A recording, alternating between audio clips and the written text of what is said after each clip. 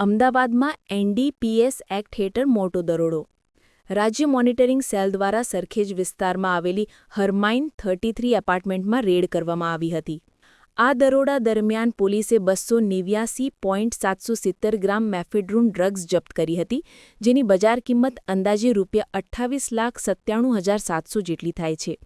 આ સિવાય પોલીસે 3 મોબાઈલ ફોન, ₹1,23,200 રોકડ રકમ, 2 વાહન, 1 મની કાઉન્ટિંગ મશીન અને 4 વજન કાંટા મળી કુલ મળી ₹53,66,700નું મુદ્દામાલ કબજે કર્યું છે.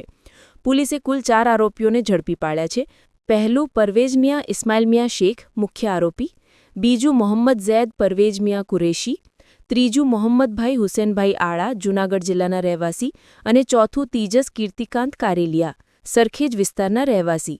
આ દરમિયાન પોલીસને 3 વધુ આરોપીઓની શોધ છે.